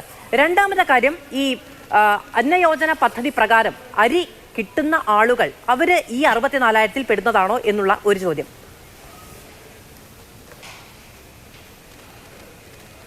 തീർച്ചയായിട്ടും. ഇപ്പോ ഇതിനകത്ത് 2-3 കാര്യങ്ങളുണ്ട്. ഈ കാര്യത്തിൽ കേരളം ഇപ്പോഴും എക്സ്ട്രീം പോവർട്ടി ഇറാഡിക്കേഷൻ പരിപാടിയിൽ സത്യസന്ധമാം വിധം വിജയകരമായ അന്തരീക്ഷത്തിലേക്ക് കടന്നിട്ടില്ല എന്നും, ഇപ്പോഴും കേരളം പട്ടിണിയുടെയും ദാരിദ്ര്യത്തിന്റെയും അനുദിന സാധാരണ മാംവിധമുള്ള കൊടിയ പ്രയാസങ്ങളുടെയും നടുവിലാണ് എന്നും വരുത്തി തീർക്കാനുള്ള ശ്രമങ്ങൾ, അതിനെ ചേർത്ത് നിർത്താൻ, അതിനെ ന്യായീകരിക്കാൻ വേണ്ടി ഉപയോഗിക്കുന്ന ഒരു കണക്കെന്താണ്? 2 കാര്യങ്ങൾ ഇപ്പൊ അങ്ങയുടെ ചോദ്യത്തിൽ സൂചിപ്പിച്ചു. ഞാൻ നേരിട്ടുള്ള മറുപടിയിലേക്ക് വരികയാണ്. മറ്റു രാഷ്ട്രീയ വിശദാംശങ്ങളിലേക്ക് ഒന്നും പോകുന്നില്ല. സമയമുണ്ടെങ്കിൽ എനിക്ക് അനുവദിച്ചാൽ ഞാൻ അവസാനം പറഞ്ഞുകൊള്ളാം. അപ്പൊ അതിൽ തന്നെ പ്രധാനപ്പെട്ട ഒരു കാര്യം എന്താണ്? ഒന്ന്, AAY കാർഡ് പ്രകാരം നമ്മുടെ നാട്ടിൽ 5 ലക്ഷത്തിലധികം വരുന്ന AAY കാർഡിന്റെ ഗുണഭോക്താക്കളുണ്ട്. അപ്പോൾ അവർ അതിദാരിദ്ര്യത്തിന്റെ പട്ടികയിലല്ലേ കിടക്കുന്നത്? അതിൽ നിന്നാണോ നിങ്ങൾ ഈ പറയുന്ന 64,007 പേർ അല്ലെങ്കിൽ 1,03,099 പേർ അടങ്ങുന്ന ആളുകളെ, 64,007 കുടുംബങ്ങളെ കണ്ടെത്തിയത്? അതിൽ നിന്നാണോ? ആങ്കറിന്റെ ശ്രദ്ധയിലേക്ക് ഞാൻ പെട്ടെന്ന് പറയാം. ഈ ചർച്ച മനസ്സിലാക്കി കാര്യങ്ങളെ വിശകലനം ചെയ്ത് വിജയിച്ചറിയണമെന്ന് ആഗ്രഹിക്കുന്ന മാതൃഭൂമിയുടെ ലോകമെങ്ങുമുള്ള മലയാളി പ്രേക്ഷകരോട് പറയാം, AAY കാർഡിന്റെ മാനദണ്ഡം എന്താ? നമ്മുടെ നാട്ടിൽ എക്സ്ട്രീം പോവർട്ടി ഇറാഡിക്കേഷന്റെ ഭാഗമായിട്ട് ഇന്ത്യയിൽ ആദ്യമായി കേരളം സ്വീകരിച്ച കാര്യങ്ങളിലെ സ്റ്റാൻഡേർഡ് ഓഫ് പ്രൊസീഡിംഗ്സ് അഥവാ ക്രൈറ്റീരിയ അല്ലെങ്കിൽ മാനദണ്ഡം എന്താ? എയുടെ ആദ്യത്തെ 3 മാനദണ്ഡം പറയാം. എന്താണ് ആ മാനദണ്ഡം? അന്ത്യോദയ അന്നയോജന പദ്ധതി പ്രകാരം നിങ്ങൾ ഇതിൽ ഉൾപ്പെടാതിരിക്കണമെങ്കിൽ ഇത്തരം കാര്യങ്ങൾ വേണം. കുടുംബത്തിൽ ഒരാൾക്ക് സ്ഥിരം വരുമാനം ഉണ്ടായിരിക്കരുത്. അയാൾക്ക് വരുമാന നികുതി അടയ്ക്കാവുന്ന, അതായത് ഇൻകം ടാക്സ് അടയ്ക്കുന്ന വ്യക്തിയായിരിക്കരുത്. 1. രണ്ടാമത്തേത്, AAY ഉപഭോക്താവിന്റെ വീട്ടിൽ 4 ചക്ര വാഹനം പാടില്ല. 3. കല്ലോ ചുടുകട്ടയോ കൊണ്ട് നിർമ്മിച്ച ഭവനം 3 മുറിയിൽ കൂടരുത്. ഇതൊക്കെയാണ് AAYയുടെ മാനദണ്ഡം. ഇതാണോ ആങ്കർ പറ? 3 മുറിയിൽ കൂടാതെയുള്ള വീട്ടുകാരെ തെരഞ്ഞെടുത്തിട്ടാണോ നമ്മൾ എക്സ്ട്രീം പോവർട്ടി ഇറാഡിക്കേഷൻ നടപ്പിലാക്കിയത്? അതോ നമ്മുടെ നാട്ടിൽ 4 വീലർ ഇല്ലാത്ത, ഞാനും അങ്ങനെയൊക്കെ പലപ്പോഴും സഞ്ചരിക്കാൻ ഉപയോഗിക്കാറുള്ള കാർ ഇല്ലാത്ത മനുഷ്യന്മാരെ തെരഞ്ഞെടുത്തിട്ടാണോ നമ്മൾ ഈ പറയുന്ന എക്സ്ട്രീം പോവർട്ടി ഇറാഡിക്കേഷൻ നടപ്പിലാക്കിയിട്ടുള്ളത്? IT റിട്ടേൺ ഫയൽ ചെയ്യാത്ത ആളെ തപ്പിപ്പിടിച്ചിട്ടാണോ നമ്മുടെ നാട്ടിൽ എക്സ്ട്രീം പോവർട്ടി ഇറാഡിക്കേഷൻ നടപ്പിലാക്കിയത്? ഈ AAY അന്ത്യോദയ അന്നയോജന പദ്ധതിയിൽ 5 ലക്ഷം ദരിദ്രരുണ്ട് അതുകൊണ്ട് കേരളത്തിൽ 5 ലക്ഷം ദരിദ്രരെ മോചിപ്പിച്ചോ എന്ന് കരഞ്ഞ് വിലപിക്കുന്ന പരിമിത വിഭവന്മാർ, കേരളീയ വിരുദ്ധ ദുഷ്ടചിന്തയുള്ളവർ, നിങ്ങൾ മനസ്സിലാക്കണം, AAY കാർഡിന്റെ ഇന്ത്യയെമ്പാടുമുള്ള മാനദണ്ഡം യൂണിയൻ ഗവൺമെന്റ് അംഗീകരിച്ചത് ഞാൻ ഈ സൂചിപ്പിച്ചതാണ്. ഇതിന്റെ തുടർച്ചയിൽ പല മാനദണ്ഡങ്ങളുമുണ്ട്. എക്സ്ട്രീം പോവർട്ടി ഇറാഡിക്കേഷന്റെ ഏറ്റവും സുന്ദരമായ മനുഷ്യത്വത്തിന്റെ പ്രതീകമായ ഒരു അനുഭവം ഞാൻ പറഞ്ഞു. 2210 കുടുംബങ്ങൾക്ക് ഭക്ഷണം പാകം ചെയ്ത് കൊടുക്കുന്നു.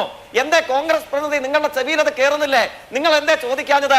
AAY കാർഡിന്റെ ഭാഗമായിട്ട് ഇവരുടെയൊക്കെ വീട്ടില് അരിയും ഗോതമ്പും കിട്ടുന്നില്ലേ? പിന്നെ നിങ്ങൾ എന്തിനാണ് പാചകം ചെയ്ത് കൊടുക്കുന്നത് എന്നുള്ള എന്റെ പ്രിയപ്പെട്ട കോൺഗ്രസ് നേതാവേ, ഞാനും അങ്ങയും ജീവിക്കുന്ന ഈ നാട്ടിൽ നമ്മുടെ ഗ്രാമനഗരാന്തരങ്ങളിൽ നമ്മുടെ കാഴ്ചകൾക്കപ്പുറം അരിയായിട്ടും പലവ്യഞ്ജനമായിട്ടും ഗോതമ്പായിട്ടും കൊടുത്താൽ അത് പാചകം ചെയ്ത് കഴിക്കാൻ പറ്റാത്ത ന്യൂനപക്ഷം മനുഷ്യരുണ്ട്.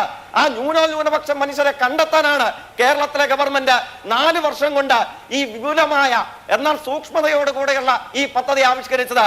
നിങ്ങൾ മനസ്സിലാക്കുക, അതിൽ തന്നെ ഏകാംഗ കുടുംബങ്ങൾക്ക് നിരന്തരം മരുന്ന് വേണ്ടത് എത്രയാണ്? 14,868 സിംഗിൾ ഹ്യൂമൻ ഫാമിലീസ് അവർക്ക് ഇടതടവില്ലാതെ റെഗുലർ മെഡിസിൻ കൊടുക്കണം. എന്റെയും അങ്ങയുടെയും കണക്കിൽ ഇവരുണ്ടായിരുന്നു. ഞാൻ പറഞ്ഞല്ലോ, 21,263 പേർക്ക് രേഖകൾ കൊടുത്തു. കാരണം എന്താണ്? അതിൽ ആങ്കർ സൂചിപ്പിച്ചതുപോലെ റേഷൻ കാർഡ് മാത്രമല്ല, റേഷൻ കാർഡ് ഇല്ലാത്തവർ, മെഡിക്കൽ ഇൻഷുറൻസ് ക്ലെയിം ഇല്ലാത്തവർ, നമ്മുടെ നാട്ടിൽ മറ്റ് ആധികാരിക രേഖകൾ ഇതിൽ ഒരു മാനദണ്ഡം സർക്കാർ സ്വീകരിച്ചത് പാർപ്പിടമില്ലാത്തവരാണ്. അഡ്വക്കേറ്റ് അബിൻ വർഗീസ് ചോദിക്കുന്നു, 1.5 ലക്ഷം പേർക്ക് ഇനിയും ലൈഫ് പദ്ധതി പ്രകാരം വീട് കൊടുക്കാനുണ്ട് എന്ന് സർക്കാർ തന്നെ പറഞ്ഞിരിക്കുമ്പോൾ ഈ 1.5 ലക്ഷം പേർ അതിദരിദ്രരുടെ പട്ടികയിൽ പെടില്ലേ എന്നുള്ളത് നോക്കൂ. സർക്കാരിന് ഇഷ്ടമുള്ളതുപോലെയോ സർക്കാരിന്റെ വിവേചനാധികാര പ്രകാരമോ ഉത്തമ ബോധ്യപ്രകാരമോ ഉത്തമ വിശ്വാസം കേട്ടിട്ടുണ്ടല്ലോ നമ്മൾ ഇതിനു മുമ്പ്, ആ പ്രകാരമോ ഒക്കെ ഒരു പദ്ധതി നടപ്പിലാക്കാൻ തീരുമാനിക്കുന്നു. ശരി, പക്ഷേ അത് പ്രതിപക്ഷത്തെയോ മറ്റു രാഷ്ട്രീയ പാർട്ടികളെയോ ജനങ്ങളെയോ നിയമസഭാ രേഖകളിലൂടെയോ അല്ലാതെയോ വാർത്താ സമ്മേളനങ്ങളിലൂടെയോ ബോധ്യപ്പെടുത്തണമെന്നുള്ളതാണ്. പാർപ്പിടം ഒരു മാനദണ്ഡമായിരിക്കെ 1.5 ലക്ഷം പേർക്ക് വീട് കൊടുക്കാനുണ്ടെന്ന് സർക്കാർ പറഞ്ഞിരിക്കെ അവർ അതിദരിദ്രരാണോ അല്ലയോ എന്നതാണ് ചോദ്യം. ഓക്കെ, തീർച്ചയായിട്ടും അതിലേക്ക് വരാം. AAY കാർഡിനെയും അതിന്റെ ഗുണഭോക്താക്കളായിട്ടുള്ള 5 ലക്ഷം ദരിദ്രരെയും സംബന്ധിച്ചുള്ള ആ സമീകരണത്തിലെ കള്ളി വിളിച്ചതായല്ലോ. അതിനെ സംബന്ധിച്ചുള്ള ചോദ്യങ്ങൾ അവസാനിച്ചല്ലോ. ഇനി ലൈഫ് മിഷന്റെ പദ്ധതിക്കകത്ത് 1 ലക്ഷത്തിലധികം വരുന്ന ഗുണഭോക്താക്കളുടെ വീട് നിർമ്മാണ ഘട്ടത്തിലോ അല്ലെങ്കിൽ വീട് പൂർണ്ണമായി ലഭിക്കാനോ ഉള്ള കാത്തിരിപ്പിലോ ആണ് അവർ എന്ന് പറയുന്നു. ഇരിക്കട്ടെ, ഞാൻ അതിന്റെയും വിശദാംശത്തിലേക്ക് വരാം. പക്ഷേ അതിന് തൊട്ടുമുമ്പ് ഒറ്റ ചോദ്യം ആങ്കർ ആവർത്തിച്ച് ചോദിച്ചല്ലോ. 2021 ഈ പൈലറ്റ് പദ്ധതി പ്രഖ്യാപിക്കുന്നു, അതിന്റെ മാർഗരേഖ പ്രസിദ്ധീകരിക്കുന്നു, സ്റ്റാൻഡേർഡ് ഓഫ് പ്രൊസീഡിംഗ്സ് പ്രസിദ്ധീകരിക്കുന്നതിന് മുമ്പ് ഇതിന്റെ ഗുണഭോക്താക്കളായി കണ്ടെത്തിയ 64,007 കുടുംബങ്ങളെയും അതിലെ 1,03,099 ആളുകളെയും സംബന്ധിച്ചുള്ള കണക്ക് വെളിയിൽ വിടുന്നു.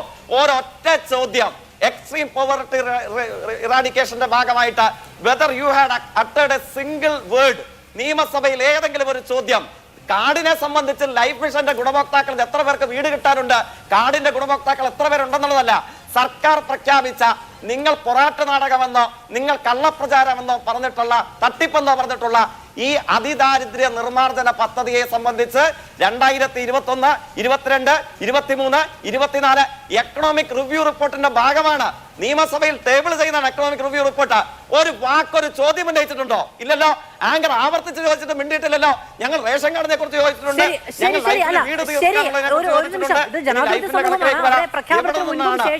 ഒക്കെ ഇത് ചോദിക്കാം. ജയ്ക്ക് ഒരൊറ്റ വരിയിൽ മറുപടി പറയണം പ്ലീസ്. അങ്ങനെ അധിക സമയം എടുത്തത് അല്ലല്ല. ഈ 1.5 ലക്ഷം വീടുകൾ കിട്ടിയവർ ദരിദ്രരാണോ അതിദരിദ്രരാണോ കിട്ടാനുള്ളവർ? അവർ ഈ 64,000 പെടുന്നവരാണോ? തീർച്ചയായിട്ടും ആണ്. അതിലേക്ക് വരാം. പറയുന്നുള്ളൂ ഈ കണക്ക് അല്ല, ഇതൊരു എസ്വർണ ക്വസ്റ്റ്യൻ ആയിട്ട് മറുപടി പറയാൻ ഞാൻ 3 പ്രാവശ്യം ചോദിച്ചു ജയ്ക്ക്, അപ്പോഴൊന്നും മറുപടി പറഞ്ഞില്ലെങ്കിൽ ഞാൻ അതുകൊണ്ടാണ് ചോദിച്ചത്. അല്ല, അങ്ങയുടെ ചോദ്യത്തിന് മുമ്പ് ഞാൻ വിശദമായി തന്നെ പറഞ്ഞല്ലോ, 2 കാര്യങ്ങളെ വെച്ചിട്ടാണ് ഈ കോൺഗ്രസ് BJP പ്രതിനിധികൾ ഇതിനെ തെറ്റിദ്ധരിപ്പിക്കാൻ ശ്രമിച്ചത്. ഒന്ന് AAY കാർഡ്, ഞാൻ മറുപടി പറഞ്ഞല്ലോ. 2 ലൈഫ് മിഷൻ, അതിലേക്ക് പറഞ്ഞു വന്നപ്പോ കോൺഗ്രസ് പ്രതിനിധി ഒളിപ്പിച്ചു വെച്ച രാഷ്ട്രീയത്തെ ഞാനൊന്ന് ചൂണ്ടിക്കാണിച്ചു. നേരെ ലൈഫ് മിഷന്റെ കണക്കിലേക്ക് തന്നെയാണ് വരുന്നത്. ഇതിന്റെ അടിസ്ഥാന മാനകം എന്താണ്? ഈ 5 ലക്ഷം അതിദരിദ്രർ നമ്മുടെ നാട്ടിൽ AAY കാർഡിന്റെ ഗുണഭോക്താക്കളായി ഉണ്ട് എന്ന് പറയുമ്പോഴും 2022-23 നീതി ആയോഗിന്റെ ജയിക്ക് അത് പറഞ്ഞു കഴിഞ്ഞു എന്ന് ജയിക്ക് തന്നെ പറഞ്ഞതല്ലേ? ഞാൻ ലൈഫ് മിഷൻ വീടിന്റെ കാര്യമാണ് ജയിക്കിനോട് പറഞ്ഞത്. AY കാർഡിന്റെ കാര്യം പറഞ്ഞു കഴിഞ്ഞു, സംശയാതീതമായി പറഞ്ഞു കഴിഞ്ഞു. ജയിക്ക് അവകാശവാദം ഉന്നയിക്കുന്നു. അതിൽ വസ്തുത പ്രശ്നമുണ്ട്, അങ്ങനെ അല്ല എന്ന് അഭിനം പറയുന്നുണ്ട്. ഞാൻ ലൈഫിന്റെ കാര്യം ആവർത്തിച്ച് ചോദിക്കുമ്പോൾ അങ്ങ് വീണ്ടും കാർഡിന്റെ കാര്യം പറയുകയാണ്. എന്നിട്ട് ഞാനത് പറഞ്ഞില്ല എന്ന് പറയുമ്പോൾ ഇത് എസ്ഓർണോ ക്വസ്റ്റൻ അല്ല എന്ന് പറഞ്ഞാൽ എന്ത് ചെയ്യും? ഞാൻ കാർഡിന്റെ കാര്യം അല്ലല്ലോ പറഞ്ഞു വന്നത്. നീതി ആയോഗിന്റെ 2022 റിപ്പോർട്ടിൽ കേരളത്തിൽ 1,72,800 ആളുകളാണ് ദരിദ്രാവസ്ഥയിലുള്ളത്. ആ 1,72,800 ആളുകളിൽ നിന്ന് 64,007 കുടുംബങ്ങളെയും 1,03,099 ആളുകളെയും കണ്ടെത്തി. അതാണ് എക്സ്ട്രീം പോവർട്ടി ഇറാഡിക്കേഷൻ. അതാണ് ഞാൻ പറഞ്ഞു വന്നത്. ലൈഫിന്റെ മാനദണ്ഡം എന്താണ്? ലൈഫിന്റെ മാനദണ്ഡം കൂട്ടുകുടുംബമായി നിങ്ങൾ ജീവിക്കുന്നുണ്ടോ? അവർക്ക് വേണമെങ്കിൽ വീടുണ്ടാകാം. ആ വീട്ടിൽ സഹോദരന്മാരും അച്ഛനും അമ്മയും മുത്തശ്ശനും മുത്തശ്ശിയും ഉണ്ടാകാം. അതിലെ മക്കൾക്ക് ലൈഫിന്റെ വീട് അർഹതയില്ലേ? അർഹതയുണ്ട്. പക്ഷെ അവർക്ക് വീടില്ല. അതുകൊണ്ട് അവർ അതിദരിദ്രരാണ്. ആ പട്ടിക എടുത്തു വെച്ച് എക്സ്ട്രീം പോവർട്ടി ഇറാഡിക്കേഷൻ ലൈഫ് പദ്ധതി പ്രകാരം 1.5 ലക്ഷം വീടുകൾ കൊടുക്കാനുള്ളവർ അതിദരിദ്രരുടെ പട്ടികയിൽ പെടുന്നവരല്ല എന്ന് സർക്കാർ വിചാരിക്കുന്നു എന്നെടുക്കുകയാണ്. തിരികെ സ്വാഗതം ചർച്ചയിലേക്ക്.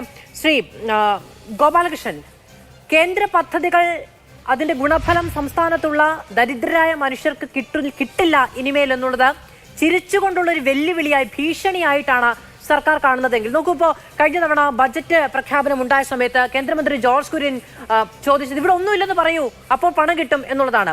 നമ്മളുടെ PQLA ഒക്കെ ഡിഫറെൻ്റ് ആണ്. നമുക്ക് കുറച്ചുകൂടി ബെറ്റർ ആയിട്ടുള്ള ഒരു ലൈഫ് ഇൻഡെക്സുകളാണുള്ളത്. അത് പതിറ്റാണ്ടുകൾ കൊണ്ട് കേരള മോഡലിലൂടെ നേടിയെടുത്ത ഒന്നാണ്. 51% ദാരിദ്ര്യത്തിൽ ജീവിക്കുന്നുവെന്ന് നീതി ആയോഗ് വിലയിരുത്തിയ ബീഹാറിന്റെ അവസ്ഥകളോട് താരതമ്യം ചെയ്തുകൊണ്ട് കേരളത്തിലുള്ള മനുഷ്യർ അവരുടെ ജീവിത നിലവാര സൂചികയെ അളന്നു വെച്ചിട്ട് കേന്ദ്രത്തിന്റെ സഹായം ലഭ്യമാക്കണമെന്ന് അവകാശപ്പെടുന്നത് ബാലിശമാണ്. ഞാൻ ആ ചോദ്യത്തിന് ഉത്തരം പറയാം. അതിനു മുമ്പ് ഒരു ബന്ധവുമില്ലാത്ത വിഷയത്തിലൊക്കെ RSSനെയൊക്കെ വലിച്ചിട്ടിട്ട് RSSന്റെ തറവാട്ടിൽ നിന്നാണോ എന്നൊക്കെയാണ് വളരെ ബാലിശമായിട്ടുള്ള ഒരു നിലവാരവുമില്ലാത്ത ഉത്തരങ്ങൾ പറയുന്നത്. ഒരു കാര്യം മനസ്സിലാക്കണം, ഒരു സമൂഹത്തിൻ്റെ, ഒരു സംസ്ഥാനത്തിൻ്റെ സാമൂഹ്യ സ്ഥിതിയെ അളന്നുകൊണ്ടാണ് കേന്ദ്ര ഫണ്ട്, ഫെഡറൽ സംവിധാനത്തിൽ കേന്ദ്ര ഫണ്ട് വിഭാവനം ചെയ്യുന്നത്. അതല്ലാതെ ഒരു സംസ്ഥാനത്തെ ഇത്ര ആളുകൾ നികുതി കൊടുത്തു, അതനുസരിച്ച് ഞങ്ങൾക്ക് പൈസ തരണം എന്ന് പറയുന്നത് ഒന്നുകിൽ വിവരമില്ലായ്മ, അതല്ലെങ്കിൽ ആ കാര്യത്തെക്കുറിച്ചിട്ട് കൃത്യമായിട്ടുള്ള ബോധ്യമില്ലായ്മ. ഇത് രണ്ടും ഉണ്ടാവാൻ സാധ്യതയുണ്ട്. കാരണം ഇന്ത്യ ഭരിക്കാനോ ഇന്ത്യ ഗേറ്റിൻ്റെ 7 അയലോക്കത്ത് നിൽക്കാനോ യോഗ്യതയില്ലാത്ത പാർട്ടിയുടെ ആളുകളാണ് ഈ വാദങ്ങളൊക്കെ പറയുന്നത്. അവർ AKG സെൻറ്ററിൻ്റെ തറവാട്ടിൽ നിന്ന് കൊണ്ടുവരുന്ന ഫണ്ടാണ് കേന്ദ്ര ഫണ്ട് എന്നവർ ധരിക്കുന്നതാണ്. അല്ലെങ്കിൽ അമ്മായിയച്ഛനും മരുമോനും കൂടി സംഘടിപ്പിക്കുന്നതാണ് ഈ കേന്ദ്ര ഫണ്ട് എന്നൊക്കെ ധരിക്കുന്നത് കൊണ്ട് അങ്ങനെ സംസാരിക്കുന്നതാണ്. അതിനും പറയുന്നുണ്ട് RSSൻ്റെ വീട്ടിൽ നിന്ന് കൊണ്ടുവരേണ്ട. പണ്ട് തിരുവനന്തപുരത്തിലെ വിമാനത്താവളത്തിന് വില ചോദിച്ച ചങ്ങാതിയാണ് ഇയാൾ. അയാളൊരു 1.5 മാസം മുമ്പ് നമ്മുടെ CPMൻ്റെ ഇവിടുത്തെ പ്രതിനിധി 1.5 മാസം മുമ്പ് പറഞ്ഞത് PM ശ്രീ പദ്ധതി RSSൻ്റെ അങ്ങ് തറവാട്ടിലെ ഉത്തരത്തിൻ്റെ മുകളിൽ കൊണ്ടുവച്ചാൽ മതി എന്നാണ്. ഇപ്പോൾ RSSൻ്റെ തറവാട്ടിലെ ഉത്തരത്തിൻ്റെ മുകളിൽ പോയി ശിവൻകുട്ടി എന്ന് പറയുന്ന കേരളത്തിലെ ഈ കമ്മ്യൂണിസ്റ്റ് മാർക്സിസ്റ്റ് പാർട്ടിയുടെ നേതാവ്, കേരളത്തിലെ വിദ്യാഭ്യാസ മന്ത്രി, ഈ CPM പ്രതിനിധിയുടെ നേതാവ് അവിടെ ഓച്ഛാനിച്ച് നിന്നിട്ടാണോ മേടിച്ചതെന്ന് എനിക്കറിയില്ല. എന്തായാലും ആ ഉത്തരത്തിൽ നിന്ന് എടുത്തിട്ട് വന്നു. എന്നിട്ട് ചോദിച്ചിട്ടിപ്പോൾ അങ്ങ് RSSൻ്റെ തറവാട്ടി വെച്ചാൽ മതി എന്നൊക്കെ വ്യാഖ്യാനിച്ച ഈ പ്രതിനിധി, ആ പ്രതിനിധിയുടെ നേതാവ് പറഞ്ഞത് NEP ദേശീയ വിദ്യാഭ്യാസ പദ്ധതിക്ക് എന്താ കുഴപ്പം, PM ശ്രീ പദ്ധതി അത് ഞങ്ങൾ നടപ്പാക്കും, എന്താ കുഴപ്പമെന്നാ. അപ്പോൾ വാസ്തവത്തിൽ ഇവരൊക്കെ പറയുന്നതുമായിട്ട് ഒരു ബന്ധവുമില്ലാത്ത കാര്യമാണ്. ഞാൻ ഇങ്ങോട്ട് വരുമ്പോൾ ഒരു ട്രോളാണെന്ന് തോന്നുന്നു കേട്ടോ. ഞാനത് ബോർഡ് കണ്ടിട്ടില്ല, ട്രോളാണെന്ന് സംശയമുണ്ട്. അത് സബ്ജക്റ്റ് ടു കറക്ഷൻ. 5338 കുടുംബങ്ങൾ, എവിടുത്തെ കടലോര പ്രദേശത്തെ 5338 കുടുംബങ്ങൾക്ക് 2450 കോടി രൂപയുടെ വികസന പ്രവർത്തനം ചെയ്തു എന്നാണ്. സബ്ജക്റ്റ് ടു കറക്ഷൻ എന്ന് പറഞ്ഞുകൊണ്ടാണ് ഞാൻ പറയുന്നത്. ഇതൊരു ട്രോളാണെന്നൊരു സംശയമുണ്ട്. പക്ഷേ ആ ബോർഡ് ഉണ്ട് എന്നുള്ളതാണ് ഒരു യാഥാർത്ഥ്യം. അപ്പോൾ 2450 കോടി 5358 കുടുംബങ്ങൾക്ക് കൊടുത്താൽ ഒരു കുടുംബത്തിന് 45 ലക്ഷം കിട്ടണം. എന്താണ് തീരദേശത്തെ ജനങ്ങളുടെ അവസ്ഥ എന്ന് എല്ലാവർക്കും അറിയാം. പിന്നെ ഇന്നത്തെ MP രാജേഷിൻ്റെ, ഞാൻ വിഷയത്തിലേക്ക് വരാം, ബാക്കി കാര്യമൊക്കെ പോട്ടെ, അതൊക്കെ ഈ വിവരമില്ലാത്ത ഏർപ്പാടിൽ പരിഹസിച്ചു പറയുന്നവരുടെ ആ ഗണത്തിൽ ഞാൻ അങ്ങ് തള്ളിക്കളയുകയാണ്. പക്ഷേ ഇന്നത്തെ MP രാജേഷ് മന്ത്രിയുടെ ഒരു പ്രസ്താവനയുണ്ട്. ആ പ്രസ്താവന എന്താ? ഈ 64,000 ആളുകളെ കണ്ടെത്തിയത്, ഈ 64,000 ആളുകളെ കണ്ടെത്തിയത് അവർക്ക് രേഖകളൊന്നുമില്ല, ഒരു രേഖയില്ലാത്ത ആളുകളാണ്. അപ്പോൾ ഒരു രേഖയും ഇല്ലാത്ത അതിദാരിദ്ര്യത്തിൽപ്പെട്ടവരാണ്. ആ ദാരിദ്ര്യത്തിൽപ്പെട്ടവരെ എങ്ങനെയാണ് കണ്ടെത്തിയത്? അത് പറയുന്നത് ഇപ്പം നേരത്തെ മാധു പറഞ്ഞല്ലോ, 40 ലക്ഷമോ മറ്റോ ആളുകൾക്ക് അവർ ട്രെയിനിങ് കൊടുത്തു. 4 ലക്ഷം പേർക്ക് ട്രെയിനിങ് കൊടുത്തു. ആ 4 ലക്ഷം പേർക്ക് ട്രെയിനിങ് കൊടുത്തത് ഒരു രാജീവ് എന്ന് പറയുന്ന ആൾ പറയുന്നത് അയാൾ ഒറ്റയ്ക്കാണ് കൊടുത്തു എന്നാ ആ സൈറ്റിൽ വന്നിട്ടുണ്ട്. ഇനി റേഷൻ കാർഡ് ഇവർ കൊടുത്തു എന്ന് പറഞ്ഞല്ലോ. അതിദാരിദ്ര്യം 64,000 നിന്ന് മുക്തി വേണമെങ്കിൽ റേഷൻ കാർഡ് വേണമല്ലോ. ഒരു രേഖയില്ലാത്ത ആളല്ലേ, ഒരു രേഖയില്ലാത്തവരാണ് ഈ 64,000. വ്യവസായ മന്ത്രിയുടെ അതിൽ കാണാനുള്ളത് ഏതാണ്ട് 5136 റേഷൻ കാർഡ് കൊടുത്തു എന്നാ 2021 ശേഷം. ഇവരുടെ വേറൊരു സൈറ്റിൽ കാണുന്നത് 2320 റേഷൻ കാർഡ് കൊടുത്തു എന്നാ. അപ്പോൾ 64,000 ആളുകൾക്ക് റേഷൻ കാർഡ് കൊടുത്തോ? കാരണം ഒരു രേഖയില്ലാത്ത അതിദാരിദ്ര്യത്തിൽപ്പെട്ട ആളുകൾക്ക് ഇനിയും കാര്യങ്ങൾ ചെയ്യണമെങ്കിൽ, ഒരു മിനിറ്റ്, കാര്യങ്ങൾ ചെയ്യണമെങ്കിൽ ഇതൊക്കെ വേണമല്ലോ. അപ്പോൾ വാസ്തവത്തിൽ ഞാൻ പറയാൻ ആഗ്രഹിക്കുന്നത്, വളരെ വളരെ കൃത്യമായി പറയാൻ ആഗ്രഹിക്കുന്നത്, തെരഞ്ഞെടുപ്പിൻ്റെ തട്ടിപ്പായിട്ട് അതിദാരിദ്ര്യത്തെ തുടച്ചു നീക്കിയെന്ന് പറയണ്ട. അതിദാരിദ്ര്യത്തെ നിർമ്മാർജ്ജനം ചെയ്യാൻ ഒരു സംസ്ഥാന സർക്കാരിന്, ഒരു മിനിറ്റ് ഞാൻ പോസിറ്റീവായിട്ട് പറയണേ, ഒരു സംസ്ഥാന സർക്കാരിന് അവകാശമുണ്ട്. അതിനാണ് ജനങ്ങൾ അധികാരത്തിൽ കയറ്റിയത്. ഈ കള്ളത്തരം കള്ളവടി പൊട്ടിക്കാനല്ല, ഈ കള്ളവടി പൊട്ടിക്കാൻ ആർക്കും പറ്റും. ഇനി നിങ്ങൾ ചോദിച്ച ചോദ്യം, നിങ്ങൾ ചോദിച്ച ചോദ്യത്തിന് ഉത്തരമാണല്ലോ. ആ ചോദ്യത്തിന് ഉത്തരം പറഞ്ഞോട്ടെ. അല്ലല്ല, ഞാൻ അതിന് മറുപടി പറഞ്ഞു. നിങ്ങൾ അല്ല, ഞാൻ നേരത്തെ അവരൊക്കെ എത്ര നേരം സംസാരിച്ചാ, ഞാൻ ആ സമയത്തൊന്നും മിണ്ടിയില്ലല്ലോ.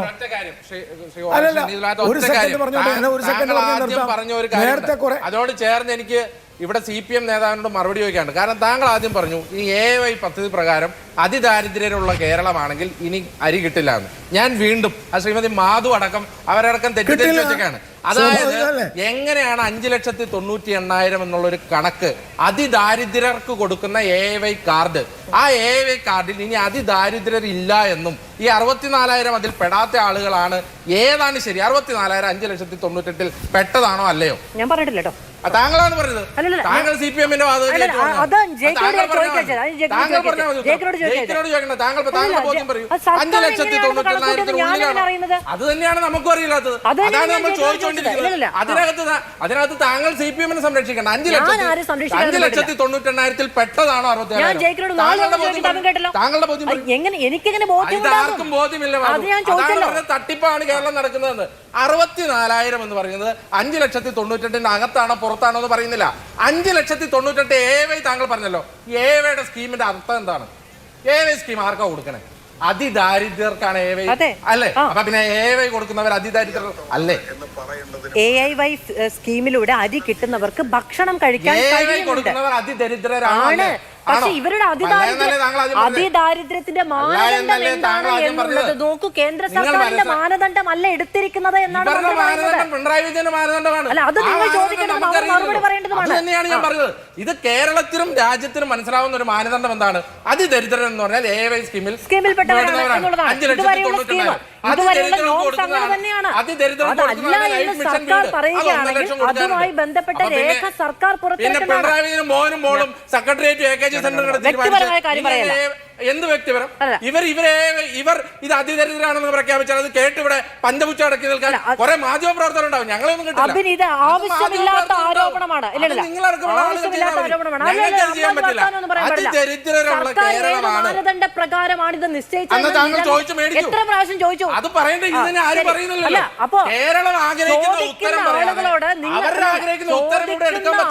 ചോദിക്കുന്ന ആളുകളോട് നിങ്ങൾ ചോദിക്കുന്നില്ല എന്ന് പറഞ്ഞ കാര്യമില്ല. ഞാൻ 4 തവണ ആ കാര്യം ചോദിച്ചു. തട്ടിപ്പാണെന്ന് ഇതിനെ എന്ത് തെളിവാ വേണ്ടേ? ഓക്കെ, ജയ്ക്ക് നിങ്ങൾ പറയാനുണ്ടോ? തീർച്ചയായിട്ടും അങ്ങ് പറഞ്ഞു കേട്ടില്ലേ?